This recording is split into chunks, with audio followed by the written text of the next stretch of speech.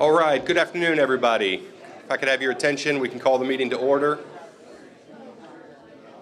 All right, thank you all so much for coming to our January membership meeting. My name is Aaron Crittenden of Harley and Bald, this year's president of the MCBA. We'd like to start by having Judge Smith come up and lead us in the Pledge of Allegiance. Please, if you guys can stand. Please join me. I pledge allegiance to the flag of the United States of America and to the republic for which it stands, one nation, under God, indivisible, with liberty and justice for all. Thank you. Thank you, Judge Smith. We do have some announcements. I'll try to speed through them so that we can get to our speakers, who you are all here to hear today, Ray Bellamy and Henry Lawrence. We'd like to thank our annual sponsors, NOTA by M&T Bank, Bar Prep Hero, Westminster Communities of Bradenton, Ruby, South State Bank, Manatee Community Foundation, Firkins Automotive, Connect Central, Dye Harrison Knowles, Barnes Walker, Lutz Bobo and Telfair, Purcell and Purdy Forensic CPAs, Upchurch, Watson, White, and Max Mediation Group, Harley and Bald, The Fund, Heinz Law, Imperial Court Reporting, Hale Law, and Amanda Reichert Realtor. We also like to give a special thank you to Charles Clapsaddle and METV, who are here filming today's event. Thank you, Charles.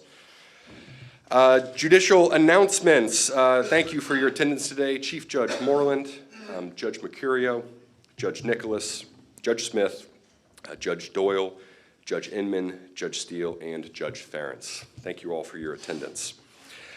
Make sure that you are reading your weekly e-blast, news you can use for events and updates, and following us on Facebook. Yeah, please follow us on Facebook. It is a thriving social media page, so we need lots of likes and pokes, I think. A few announcements for upcoming events. We have the second DCA coming to town, and that means Java with the Judges as well. That'll be on Wednesday, February 28th at 8 a.m., the first floor of the Manatee County Judicial Center. That same day is our February luncheon, and the second DCA panel will be attending that luncheon as well with our guest speaker, who is Matt Towery, a national pollster and political analyst. So please check your emails from Grace Ann and get your RSVPs in now. Our beach party is scheduled for Friday, May 10th at Kea Casa on Holmes Beach. Same time, same place every year, and we always look forward to that. Reminder, it is a free event for the MCBA members, and details will be released soon. Future CLE credits that we've got coming up, back by popular demand, we have Stephen Bradley coming to teach us his CLE on the intersection of high-tech stalking, domestic violence, and family law cases on Friday, March 15th. So again, check your newsletters and inter alias for more details. In April, we have a fantastic CLE for our family law and guardianship probate trust section. The Manatee County Bar Association sponsor, Amanda Reichert Realtor, and certified divorce real estate expert will be presenting intersection of divorce and real estate. Again, watch your emails, watch your inter alias. Don't ignore emails from Grace Ann. We also now have Patrick Iampoli for the YLD Hot Minute. Come on up, Patrick. Patrick's in a suit today for this hot minute, which is a beautiful thing. I am, just for the occasion. Hey, good afternoon, everyone. Patrick Iampoli, Hale Law, President-elect of the YLD. Happy to report that we just had the Florida Bar Technology Roadshow. This was a 4-hour CLE, and it was well attended. We appreciate everyone coming out for that. We've got 3 director members that are going to be attending the Florida Bar Affiliate Outreach Conference next month, and hopefully getting some good grants for us. We got a project that we're proud to present to them in accordance with Selah Freedom. And if you know about this organization, it is a wonderful organization. We're very, very proud to be supporting them. We've also got some other upcoming events, 2024 March Arcadia Rodeo outing, and a DeSoto Grand Parade event. We're going to be happy to share those details, hopefully, at the next meeting. Thank you.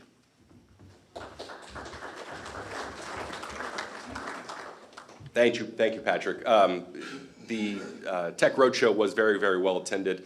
I think 2 of those 4 hours was spent almost entirely on AI and ChatGPT as it relates to the legal profession, both fascinating and a little terrifying as well. Okay, before we have Dustin come up to introduce our guest speakers, we have some video clips that James and I, with the help of Judge Smith, were able to pull together as sort of a soft intro for our guest speakers today. And although the theme today is football, I think everyone in this room, as community members of Manatee County, we're going to be fascinated to hear from our speakers about their past and life experiences that have brought Henry and Ray back home to be pillars of our community. So James, if you can go ahead and run the first clip, this will be Ray Bellamy's induction ceremony into the University of Miami Hall of Fame.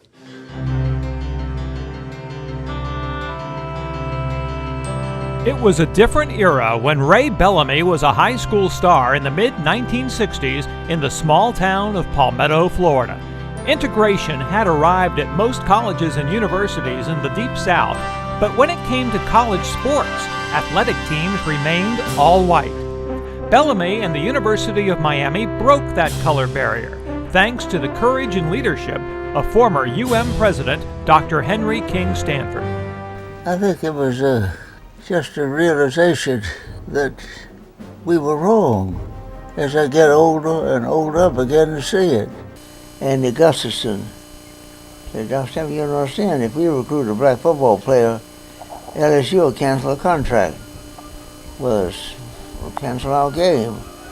I said, who in the hell is making politics of the University of Miami, me or LSU? Bellamy signed his historic scholarship in December of 1966 and arrived on the Miami campus in 1967 as the only African-American player on the team. What are your feelings after being on the Miami campus for about 3 days? Well, I just love it. I mean, I really enjoyed it. All the guys treat me real nice. I mean, I'm kind of happy that I made the decision to come to the university. Even though I am the first Negro, I have no discrimination at all. All the guys, they treat me real nice. I'm going to give it to you bottom line, okay? And I'm not pulling any punches on this. All anybody want to know is if the guy could play ball. Didn't make a bit of difference to us. Bellamy quickly became a star player for the Hurricanes, catching 37 passes in his sophomore season of 1968. However, his career was later interrupted due to injuries suffered in a near-fatal auto accident. Still, he returned to Miami to earn his degree, and in 1971 was elected student body president. Bellamy was followed at by such Hall of Fame greats as Burgess Owens and Chuck Foreman, the first in a long line of African-American stars to play for the Hurricanes. Ray Bellamy will be remembered as one of the true pioneers, not just at the University of Miami, but in all of college football. Tonight, it is an honor to welcome him into the University of Miami Sports Hall of Fame.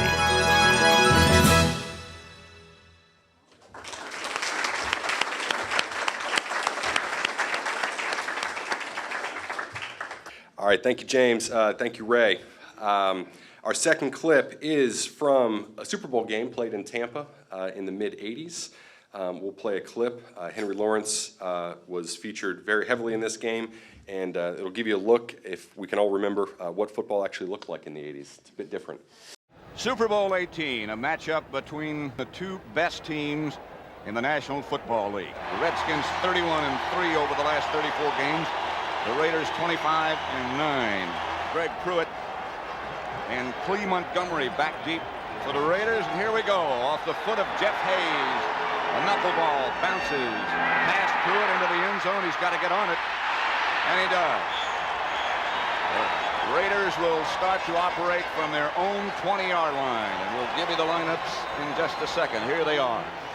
Plunkett, Marcus Allen, and Kenny King, the two runners, Branch, Barnwell, and Christensen. We'll see pretty much that setup all day. Up front, they are big. Davis, Hanna, Dalby, Mickey Marvin, and Henry Lawrence on the right side. Just saying that the Raiders don't shift their offensive personnel too much. They stay pretty much in a two-back setup. Jim Plunkett in 1983. Left Branch is wide to the left, and Barnwell is split slightly to the right. Marcus Allen on first down. Gets around the corner. Gets 5. Right, and our next clip of this same Super Bowl game will be from a call from the late, great John Madden, calling out a very significant block of Mr. Lawrence. Branch and Barnwell both together. Split left. Hood gives back to Allen. Gets away from Butts. Finally goes down in the grasp of Mark Murphy after a gain of 10. You know, it's funny what that deep passing does for you. That really loosens up the defense, and then you can get that. Watch a right tackle right on the right of the screen there. That's Henry Lawrence. Mickey Marvin starts out there on Butts. Henry Lawrence starts out there. Here comes a little pitch to Marcus Allen, but look at the hole by the time he gets there. You know, one thing that we may see off that play later is a run pass. Great stuff, Henry. And our very, yep, please.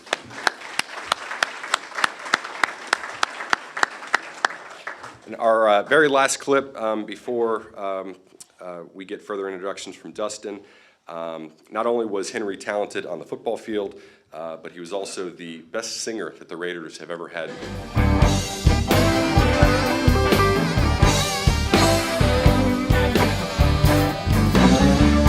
The party was young men, and everybody's having a good time. And you know what's going through my mind.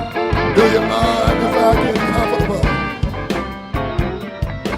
Kick off these shoes. Oh yeah. While you're fixing me a drink, play me some of them down home blues. Another round of applause for Henry, please. All right, Mr. Wagner. Okay, how's everybody doing? So despite 10 minutes worth of introduction, I'm going to give another one. So we're very blessed to have two awesome icons, both on the field and off the field. Ray Bellamy was born in Palmetto, Florida. He's the sixth of 9 children. He was a star player at Lincoln High School during segregation, and Ray received a few scholarships and chose University of Miami, where he was the university's first black football player.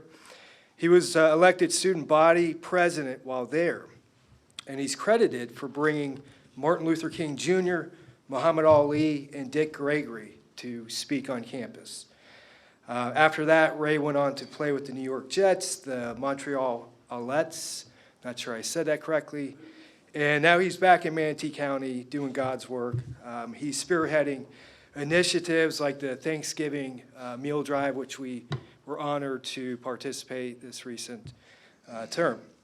Now, Henry, as you saw, he's also an American football player, a legend. He played 13 seasons with the Oakland and Los Angeles Raiders.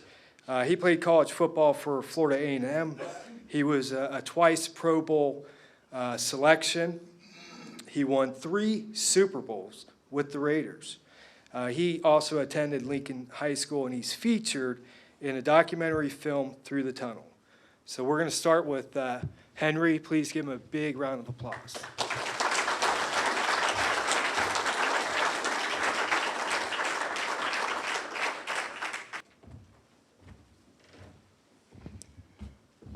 Good afternoon.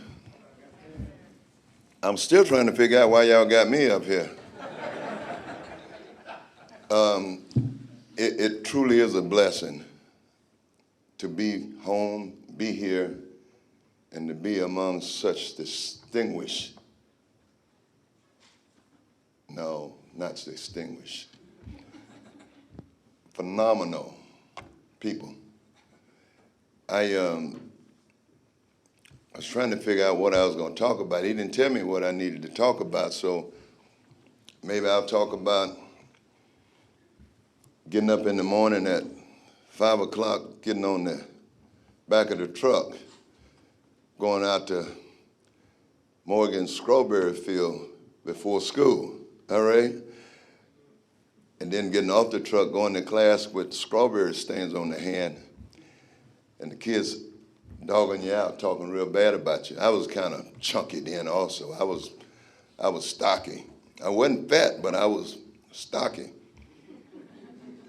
So they started calling me Grizzly Bear.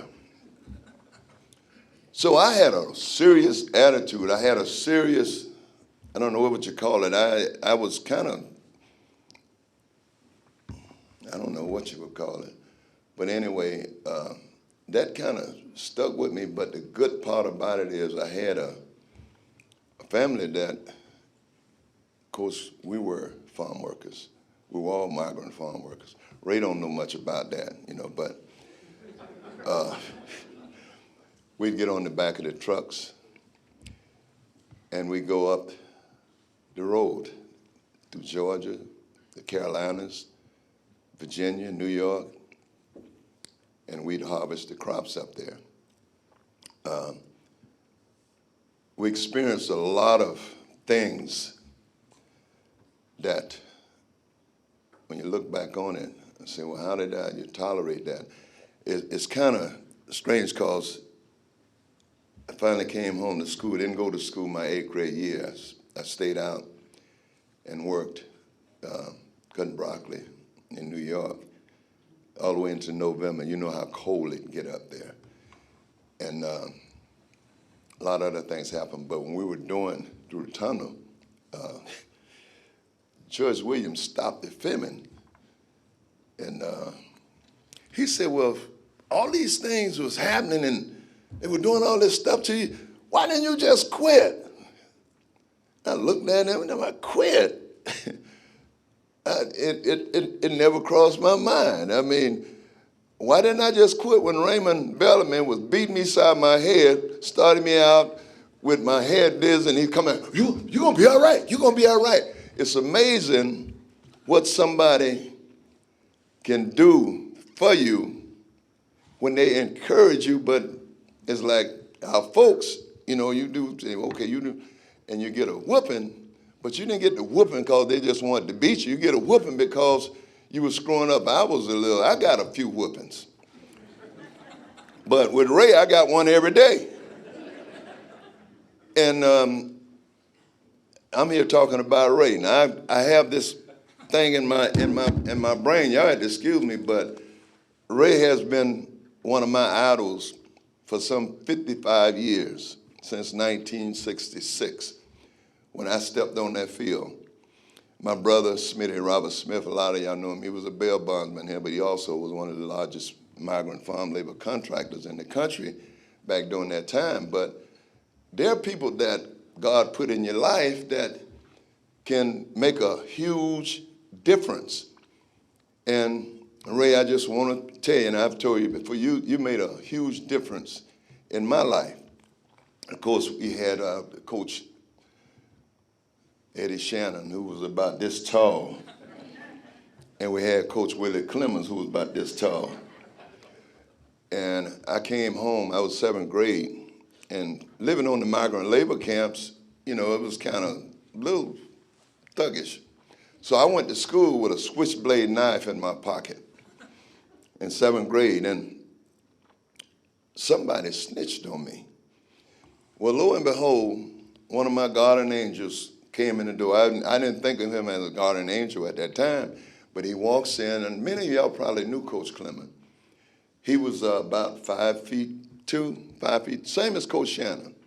And Coach Shannon was to be 101 years old this year. But he looks up at me. I was about 6'2", 6'3" then. He was about 5'2". So I'm looking down at him, and he comes in and he tells me, give me that knife, real soft. And I looked down on him, and Satan was busy. And Satan told me, he said, man, you can whoop that sucker. So I'm getting ready to whoop him. But then he said, yeah, you're going to give me that knife. I said, I'm not giving you, you're going to give me that knife. You're looking up at me. And I tell you, God puts a sensor in all of us, his spirit.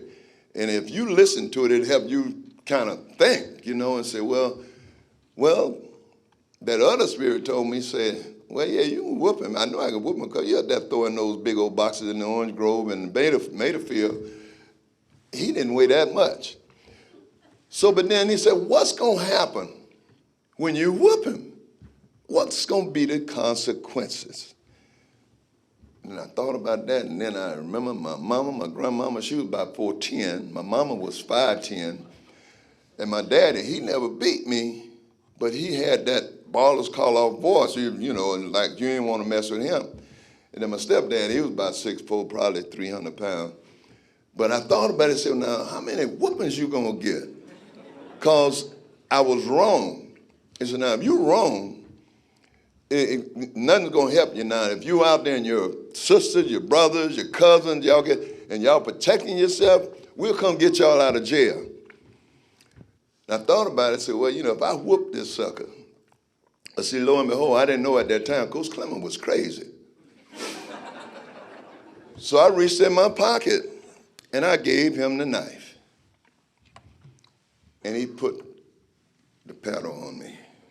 But he had no business in my class. He wasn't no dean, he wasn't my teacher, he wasn't a hall monitor, but it's amazing how God, and I'm saying God can manage to have things in your midst that can be a savior for you. Well, that was my first one. I hated that man. But he saw something in me, though. And so we had a little basketball team in 7th grade, and I'd come down the middle of the key, and everybody was laying on the floor. I'd knocking everybody down. So we go on to 9th grade, and he starts football team, but I came home in 9th grade from up out the season to play. And Raymond and them, they out there practicing, and we got up and we came in, and they had started, we were practicing initially in the parking lot there at Lincoln before we started practicing out on the field. And then I had to deal with that, and I got sick. My stomach, I broke out. Everything went wrong. And they would send him to all these doctors. And so I go to the doctors, and they all ask me, say, well, do you drink alcohol? My stomach was, no, sir. Well, I must have went to 4 or 5 doctors. So they ended up putting me on medication, the little old pills, you know, for ulcers and some Maalox. But the bottom line is, I was an alcoholic. And I drank morning, noon, and night on the migrant labor camps. And one of our farmers had a moonshine still. And we'd get gallons. I had a quart that I put in the wall. And I was walking around the camp. That's when James Brown was out with I Feel Good. And I'm walking around camp. Ow! I feel good. So I came to the realization that I need to stop drinking this stuff. Well, I stopped drinking it because I couldn't get it because I was home and I wasn't on the camps, and they sold booze on the camp, you know, but I made it through that. But there are residual effects of anything and everything that we deal with or we encounter in life, whether it be a positive or negative. I've had to endure some of those things. I'm not going to get into a lot of other stuff, but I started playing football and went out on the field. And then Coach Clement started a freshman team. So I practiced with the varsity. And I go there and I get beat upside the head with Raymond Bellamy. You're going to be here. And I go down on Tuesdays and I play with the freshmen. And on Fridays we go and we play our games. I wasn't a starter, but I had some great mentors. And half that team actually should have gone and played in the NFL. Because I'm gonna tell you, I didn't even qualify to carry their jock scraps. And but I persistently went and endured. And in my sophomore year, Raymond went to Miami, and I became a starter at defensive end and offensive tackle, but then they moved me to tight end, wide receiver. But all those things played a part, but I didn't quit when Raymond was bamming on me and coming, you, because I didn't know how to quit. I really didn't know how to quit, because when I think back on it, there's some times that I would have quit. When they closed Lincoln and we go to Manatee, I didn't go right away. We had spring practice over there. I didn't go because I was in a play production at Lincoln. And so when we finished doing the play, I went and participated. And I think it was Coach Mackey was the coach. Peter, don't worry about it. I'm crazy about you. But he was a different kind of guy. And I went over there and we were playing and we were losing. I was starting at defensive end. And we go to Lakeland to play a game. And they had scheduled this guy to take me and some kids from Lakeland up to Fort Valley for a recruit. And it was at their homecoming. And of course, the first play of the game, they flipped the ball, and this guy goes around my corner. And all I saw was the back of his jersey. And they said, Michael's on the side. Get Lawrence out of there, he stinks. But going back the week before that, we had a walkout, and I was the culprit. And we didn't go to practice. And I ended up having to meet with Mr. Leach and Coach Mackey, and they said, we're gonna do everything we can to make sure that that we gonna, I said, well, we just wanna play. We used to winning. And so during that week, we were running a play. I was at defensive end. Coach Daniels saying, and I said, well, coaches, and he asked your advice. So when I turned around, Coach Shannon was standing behind him, and he shook his head and told me no, so I calmed down. But we went and played Lakeland, played that play. The next play, I didn't allow it. But then after that, he took me out, so he benched me. And the coach comes, he said, Henry, you just had that one play. You go back in. He sent me back in. I went in one play, and he snatched me back out. And I didn't play anymore the rest of the season until like a minute left in the season. And one of my own guys came and hit me in my knee. But all these different scholarships, and I actually had my mind set on going to Miami because Ray was at Miami. And I said, I'm going to Miami. And I probably would have if that had not happened. So I went up to Tampa. Mr. Ed Dick was a great person that helped so many kids and people. Went up to the University of Tampa with him. Willie Jones was up there. And I went to Fort Valley, and they had homecoming. So I'm telling you now, when I went to Fort Valley, it was all over. I said, okay, I know where I'm going. Because they had all these beautiful Georgia peaches. I ain't talking about on the trees. That were at homecoming. So I'm done. I'm going to Fort Valley. But he benched me. But the guy, the culprit that caused me, well, that didn't cause me to get benched because he probably was going to bench me anyway, but it was Ray Robinson, the Olympic sprinter. And he went around my corner, but we had a guy on my team, his name was Jack Washington. He came from cross field, from corner, and caught him before he got an end, so he didn't even go to college. But going on and on and on, so I signed to go to Southern University because the guy came every week. He said, look, don't worry about it because we've been watching you for 4 years. We're going to start you at linebacker. So I practiced, I didn't play. And after the season, I signed to go to Southern University. So he called me. I think he was based out of Polk County. He said, Henry, I'll be there Friday to sign you to the national letter. So I said, okay. So I'm going to Southern because there were a couple of guys from Lakeland there, Clifford, the Smith brothers. I had talked to them. So I'm all ready to go. So Coach Clemens, I'm telling Coach Clemens, I'm all excited. Excuse me. I said, Coach, I'm signing to go to Southern on Friday. We had gotten pretty close then, but I still knew he was crazy though. And he said, Henry, he says, you know the weird thing about it, Coach Clemens, I never, ever remember him hollering or screaming. Matter of fact, Coach Shannon never hollered or screamed, but he had that baseball bat half cut in half that he swung. And he says, Henry, you can't go to Southern. What do you mean I can't go to Southern? So you got to go to Florida A&M. I haven't heard from them. I said, I'm going to Southern. He said, Henry, he said, you are our last hope. He says, they've never treated the kids from Manatee, Sarasota County right. He said, you could change that. It's amazing when somebody believes in you more than you believe in yourself. That's some powerful stuff. He said, you can change that. That's Coach, I'm going to Southern.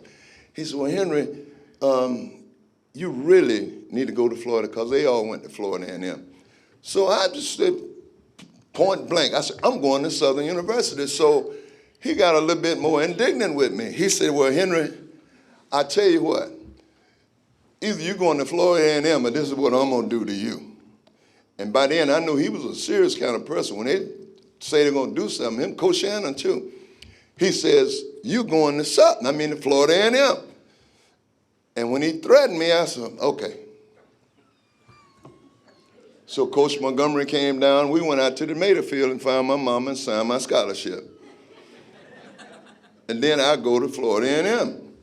But go up there. But the weird thing about it, people talk about racism, but discrimination in any form is bad. It's real bad, and it can destroy people. When they closed Lincoln, we had kids in my class, classes behind me, whatever, that I know would have gone on to be doctors, lawyers, pharmacists, engineers, whatever.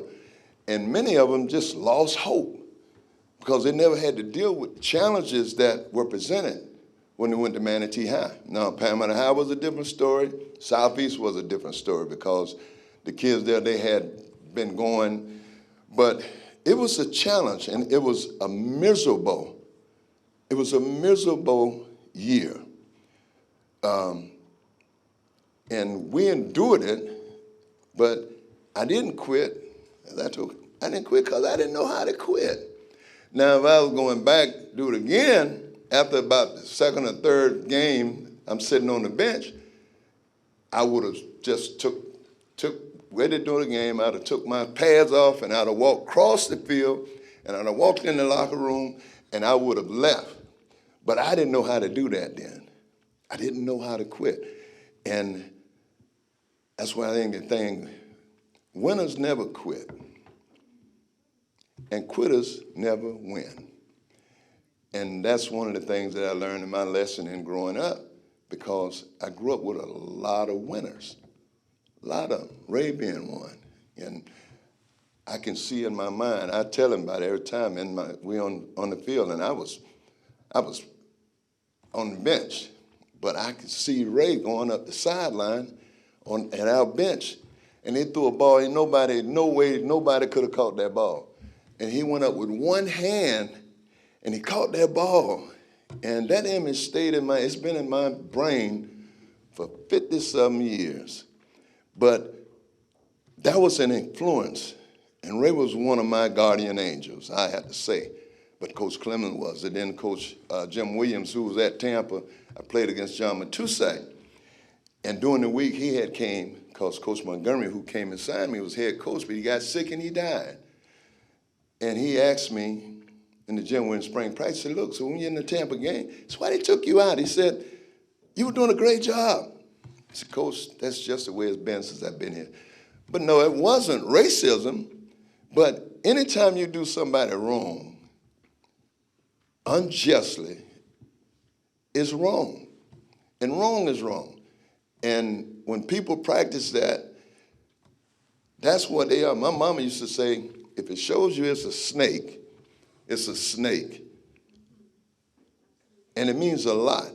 It show you what they are. And I used to go and stop by and see Miss Bellamy. And I'd sit and talk with her. Matter of fact, his sister was there once I came, and I got to visit. I stopped by, and it felt so good. And there was Miss Sylvia, who was down the road, who used to be my neighbor. And it's amazing how when you can give a little bit, what it can do for somebody.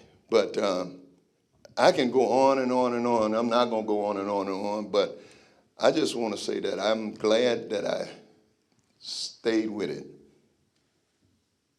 I'm very glad. I feel very blessed. And I know I didn't talk about nothing anyway, but I'm going to sit down, and I just want to thank all of you all. My old lawyer, Judge Ference, where is that? I'm not gonna talk about you.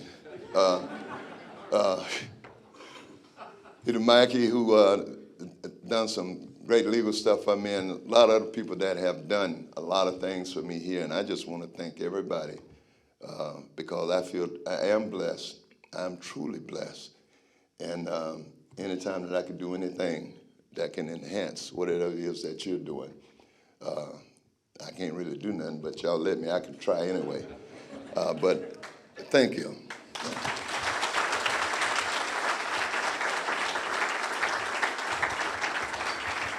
Wow, that was awesome. Thank you, Henry. And now, ladies and gentlemen, Ray Bellamy.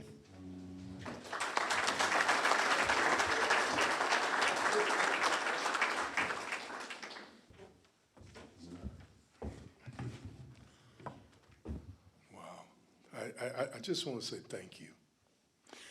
And before I say anything, I also want you to know that we are all connected. You know, we are. Accept it. It's real. You know, Manatee County is an amazing place. It's my home. I grew up here. There were people that were difference makers in my life. Serious people, serious issues, serious concerns, and serious answers. That's what we had. When I left and went to University of Miami, I was prepared to do anything that I needed to do because the public school system, in spite of all the deficits that we had, there were some good things too. There was good as the class. Is the glass half full or half empty? How do you want to look at it? You can take lemon, make some lemonade, and keep it moving. You know, Henry was standing up here, man, and all these emotions was going on inside me. Because when I was playing high school football, Henry was on the team with me. And I used to teach him how to play. Get over there, you know, move to do this. And Henry would look at me and he always never quit. And I'll tell you, I was bigger than him then. And I used to knock him down, and he'll keep getting up. I'll knock him down again, and he'll keep getting up. And I said, he look crazy or he tough? And then I come to find out he was both. He was both. I can't give you what I like to give you today because it's just too much. But I'm gonna try. I'm gonna give you some stuff, and hopefully you'll share it with someone, and let's all of us in here try to make a little different. Football is a club. It's a little club. Everybody know everybody. You know, I mean, if you can imagine this for a minute, all the people in the United States of America and outside, because we got people come from Canada, they come here and play American football. And we got people from America go to Canada and play Canadian football. So everybody here in New Orleans goes to the Oakland Raiders. And I played high school football with him. And he plays professional football with my college roommate, Burgess Owens.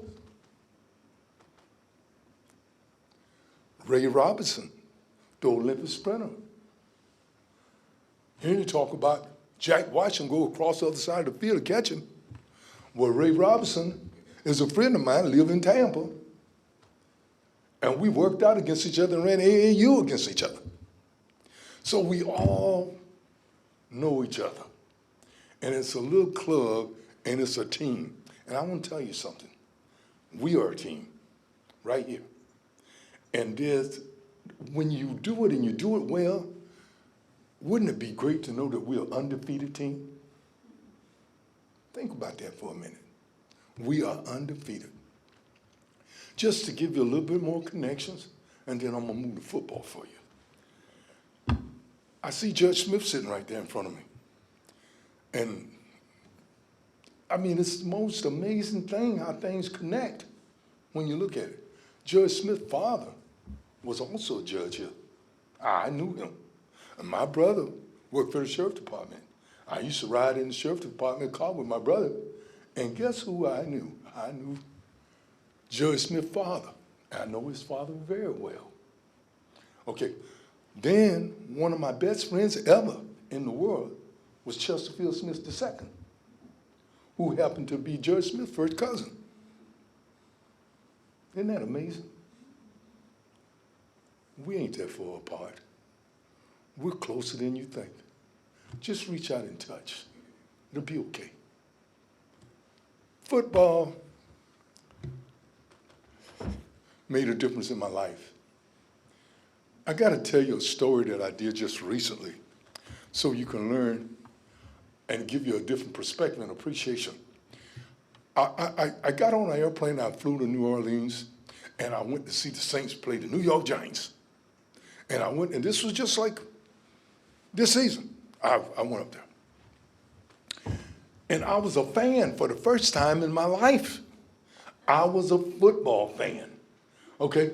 And they had a band, they had a live band out there, and they was like really getting it going, and they had food, and they was in an air-conditioned room, and they had drinks, and I'm like, wow, these people not coming to watch some football game, they're having a party.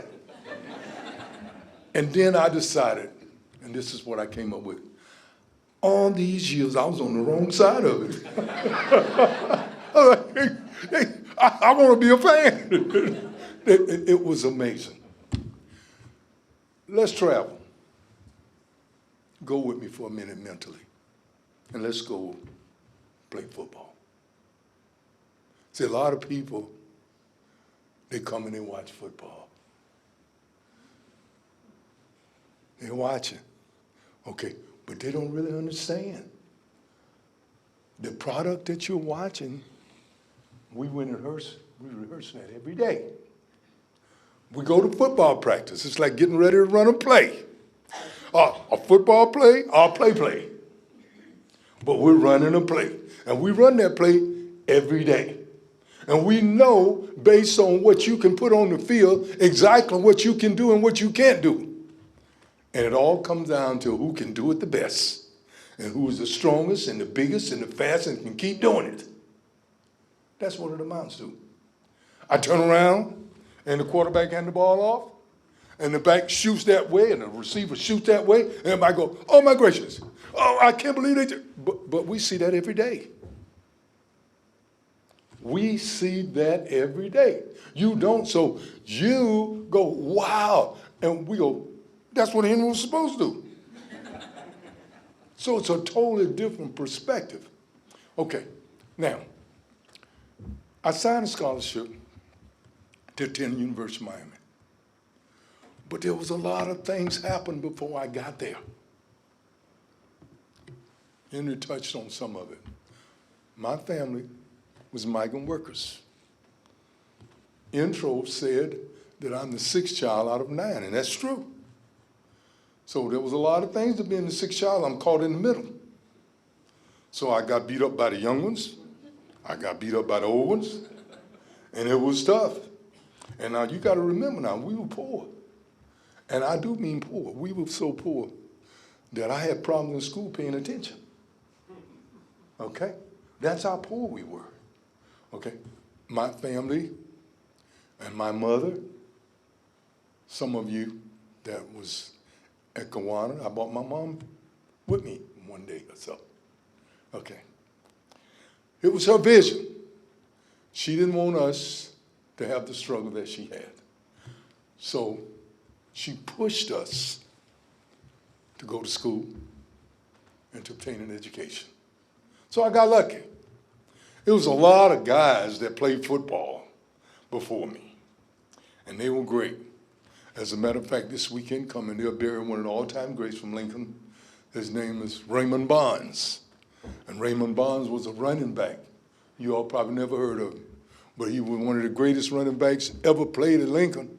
And everybody still talk about him to this day, that he one of the best that ever played the game.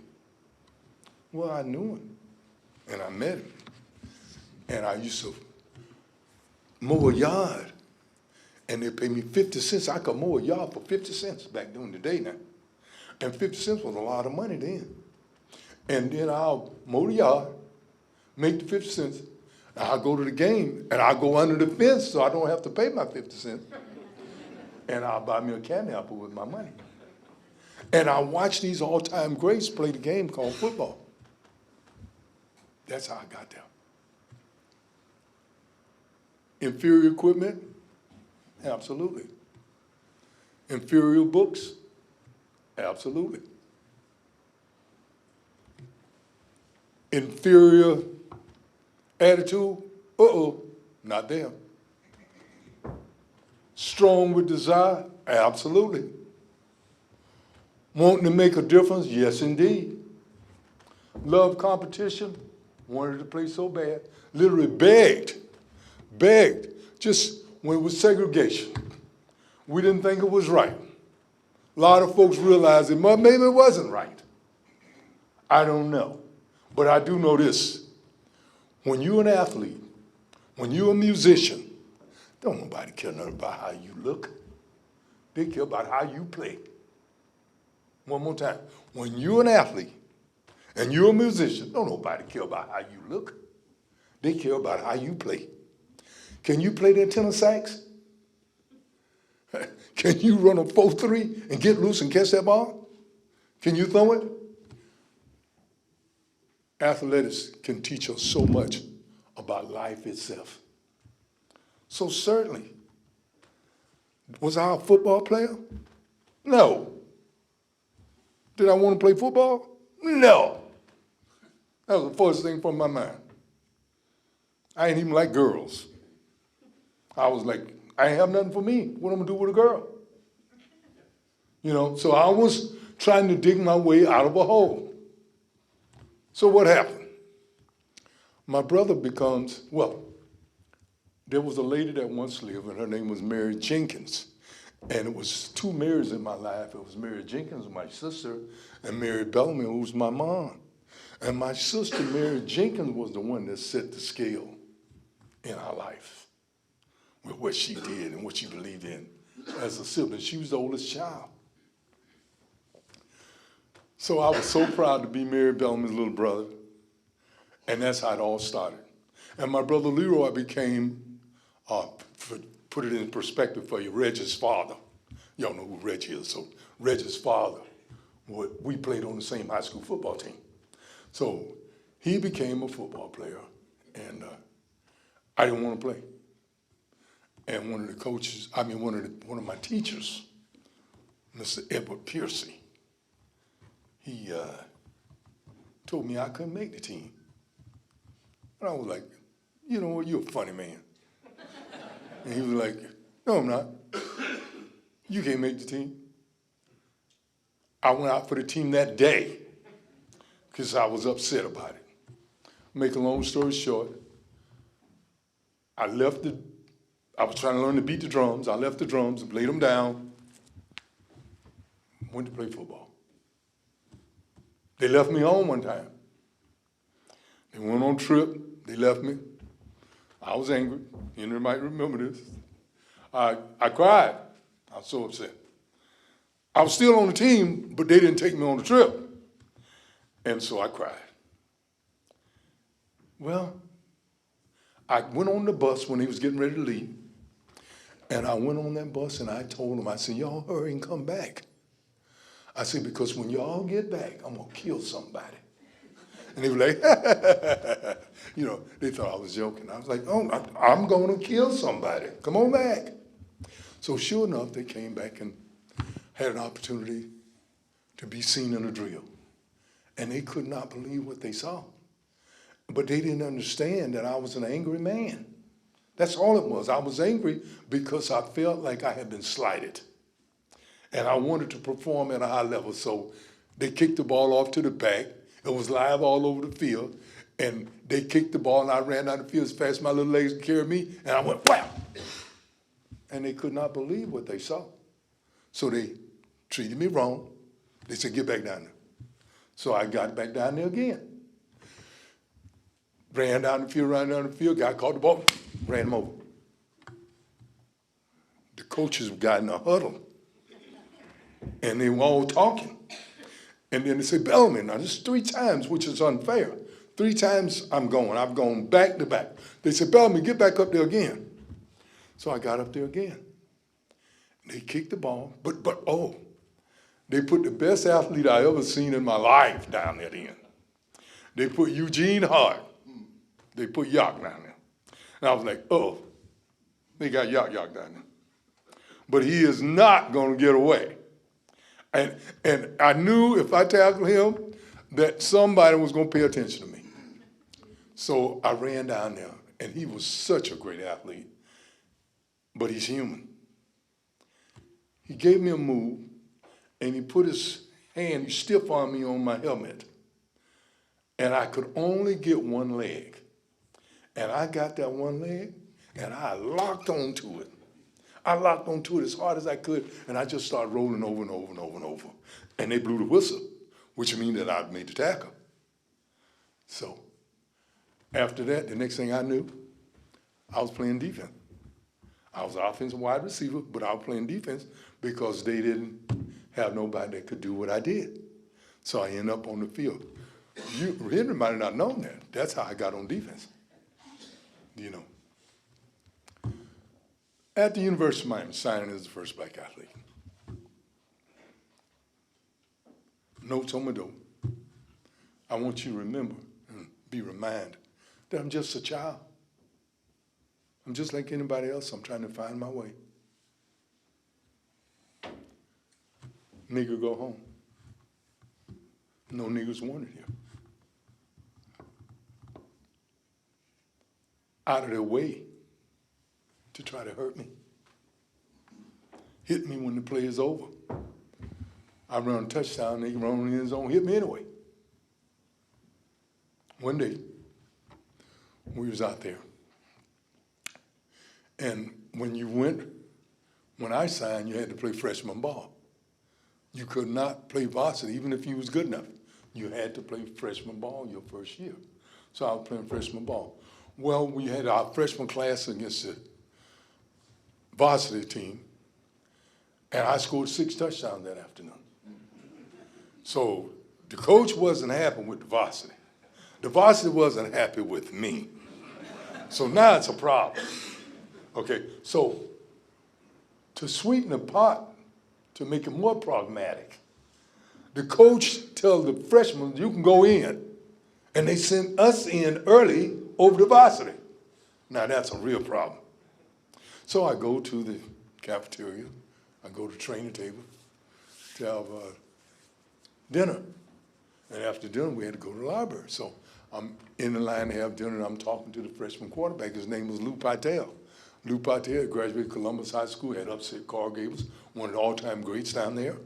And we doing what we had to do. And I'm standing in line, so one of the varsity players came and he says to me, hey, what are you doing in that line? And I said, I'm here to have dinner. And he said, you go to the back, boy. And I said, no, I don't think so. And he said, well, you just skipped, and he was telling the truth. So I said, that's true, I have. I said, but I'm gonna go back to where I was. See, Lou Patel was my quarterback, and he allowed me to skip him, right?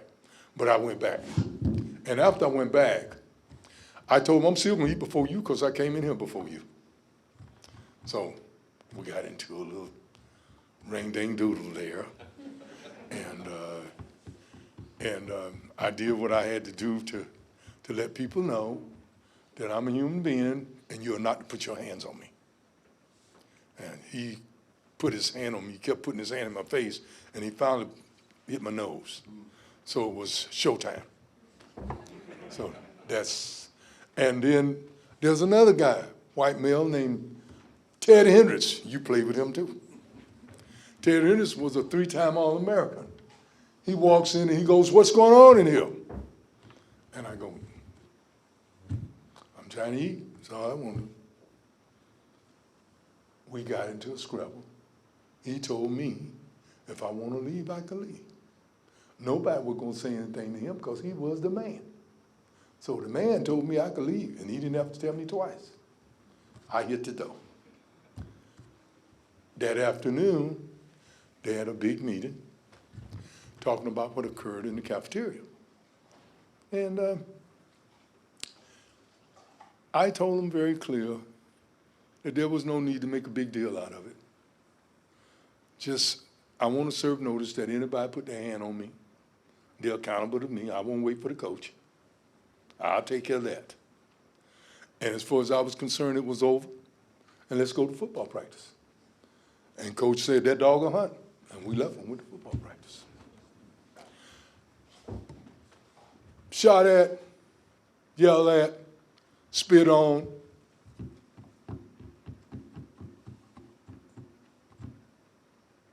Good things too. Guys used to come pick him up in Rolls Royce every Sunday and take me to breakfast. White Rose, as nice as he could be. Feed me and treat me good, bring me back.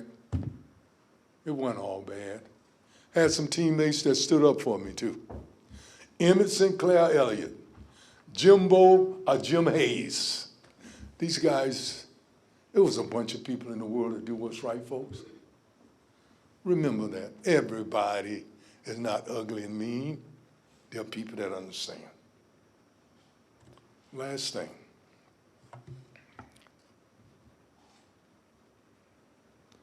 There was times when I was nervous. There was time when I was scared. There was time when I needed something to hold on to. And there's a group, actually there's two of them. They call themselves Simon and Garfunkel. And I used to have that album.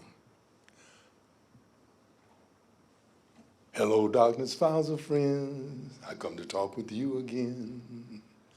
It's called The Sound of Silence. Sometime I put on the stereo, The Sound of Silence, and I just let it play.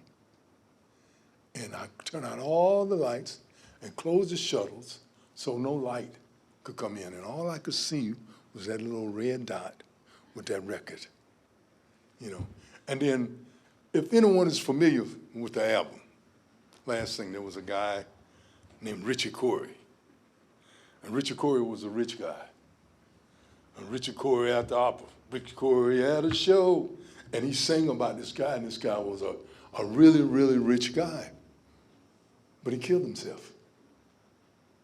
He had all that money, and done all those great things, owned the factories, all that. He still wasn't happy. He killed himself. There was a guy, we'll just call him Mr. Bates, and he was very adamant about the way he felt about me, being a person of color. About 2 years ago, they gave me a Pioneer Award, and his wife came up to me, and she said, "Ray," she says, "I want to apologize to you for the way in which you was treated." And I said, "There's no need to do that." I said, "You don't need to do that." And she says, "You know, why do you say that?" And this is what I said to her. Because I'm still alive. A lot of people did what I did. They lost their lives.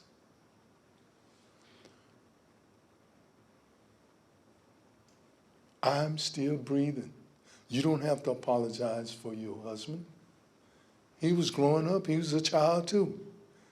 He didn't know. So we all have growing pains and we all go through things. Football is a perfect example for life.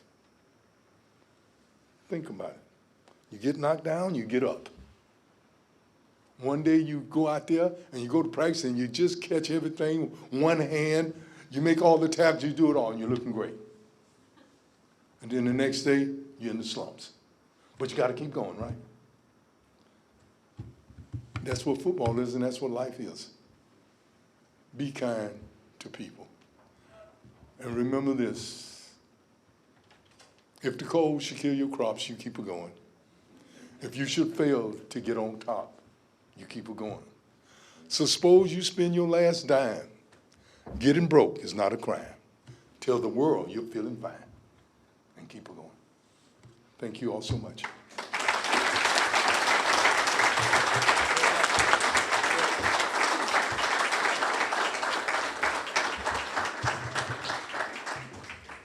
Okay, well, that was awesome. Thank you, guys. And the moment of truth, as you know, we're giving away a football today that's been signed with a few words of encouragement. So I will do that real quick. And the lucky winner is 6518968. All right. And so, folks, we're going to go ahead and adjourn. Thank you very much. The next meeting is February 28th. We'll see you then. Thank you.